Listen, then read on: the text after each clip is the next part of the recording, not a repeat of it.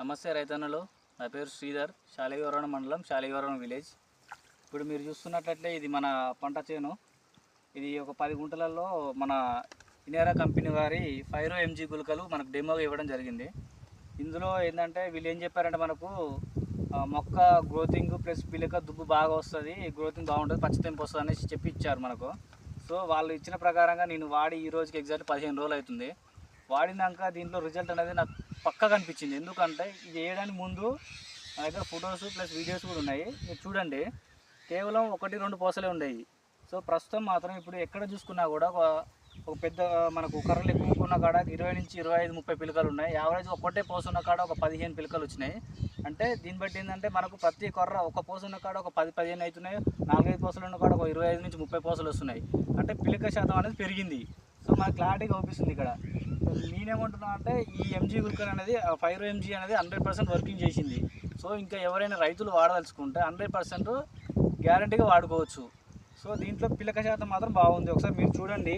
ఇప్పుడు ఇక్కడ మీరు చూస్తున్నట్లయితే ఇంతకుముందుకి ఇది కేవలం 2 పూసలు 3 పూసలు ఉండేది.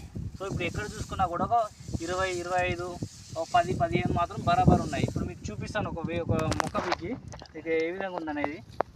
దీంట్లో ఉన్న సిచ్యువేషన్ చూడండి. వేరు వ్యవస్థ అనేది మనకు బలంగా ఉంది.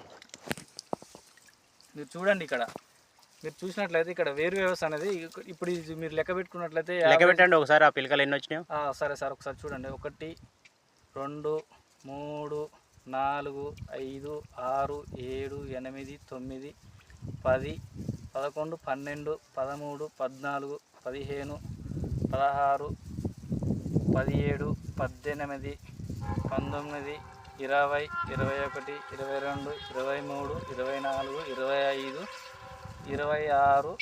27 28 29 30 సార్.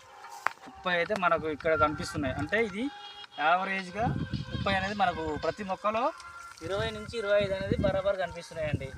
మీరు ఏ మొక్కలో చూసుకున్నా కూడా ఇప్పుడు ఇక్కడ చూసినా కూడా 20-25 అయితే బరాబర్ ఉన్నాయి. సో నేను సజెషన్ చేసేది ఏంటంటే రైతన్నలకు అందరికీ మన ఇనేరా కంపెనీ వారి 5-MG గుళికలు మాత్రం వాడచ్చు. సో దుబ్బు బాగా వస్తుంది. ఇది నార్మల్గా అయితే ఇది నేను అసలుకి పనికిరాదు అనుకుని వదిలేద్దాం అనుకున్న మడి.